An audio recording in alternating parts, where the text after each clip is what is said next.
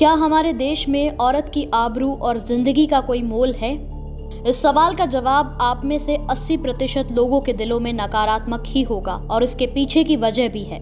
वजह है, एक तो हमारे देश के कानून ढीले हैं और दूसरे, इन कानूनों को ठीक से लागू करने की मंशा की बहुत बड़ी कमी है।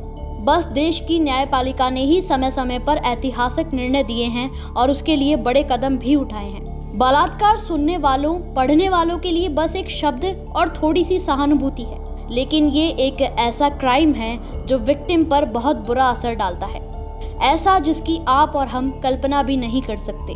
विक्टिम के लिए ये एक बुरे सपने की शुरुआत जैसा है। रेप विक्टिम ट्रॉमा में चला जाता है जो अपने साथ लाता है डिप्रेशन, फियर, अपराध बोध, आत्महत्या की भावना और यौन रुचि में कमी। घटना के बाद वह सदमे में आ जाती है और एक रेप विक्टिम का इस सदमे से बाहर आना बहुत मुश्किल होता है। एक रेपिस्ट न सिर्फ पीड़िता की निजता और व्यक्तिगत अखंडता को चूर चूर करता है, बल्कि विक्टिम को उसकी कोई गलती न होने पर भी भयावह तरीके से आघात पहुंचाता है। रेप बस फिजिकल अटैक नहीं है, बल्कि ये एक ऐसी दरिंदगी है जो विक्टिम की पूरी पर्सनैलिटी को ठेस पहुंचाती है।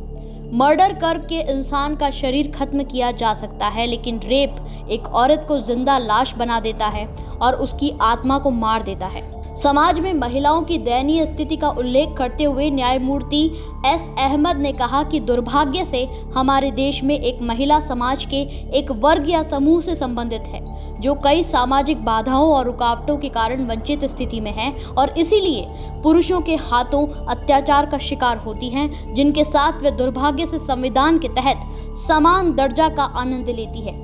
महिलाओं को भी जीवन और स्वतंत्रता का अधिकार है। उन्हें समान नागरिक के रूप में सम्मान और व्यवहार का अधिकार भी है।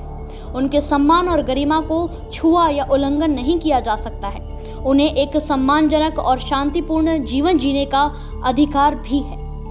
कोर्ट में रेप केसेस की देखरेख के लिए कोई व्यवस्था नहीं होने की वजह से 80% से अधिक मामलों में रेपिस्ट और मॉलेस्टेशन करने वालों को बरी कर दिया गया है। तो वहीं कई राज्य सरकारों ने नगद मुआवजा देकर महिलाओं के न्याय के उद्देश्य को बुरी तरह हानि पहुंचाई है।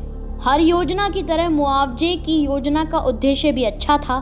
पीड़िता को कानूनी सहायता और उनके पुनर्वास की भी योजनाएं बनी, लेकिन योजनाओं को इम्प्लीमेंट करने के तरीके ने इस अच्छी मंशा को विकृत कर दिया। भारतीय पुलिस की सांख्यिकीय शाखा राष्ट्रीय अपराध रिकॉर्ड ब्यूरो यानी कि NCRB ने रेप केसेस के मामलों पर डाटा इकट्ठा करना ही साल 1971 से शुरू किया था, जबकि अन्य सीरियस क्राइम्स का रिकॉर्ड तो साल 1953 से ही रखा जा रहा है। आज भी कितने ऐसे केसेस तो दर्ज ही नहीं हो पाते। ऐसे में लोकल पत्रकार अपील करता है युवाओं से कि वो रेप के सार्वजनिक होने वाले मामलों में अपनी आवाज मुखर करें।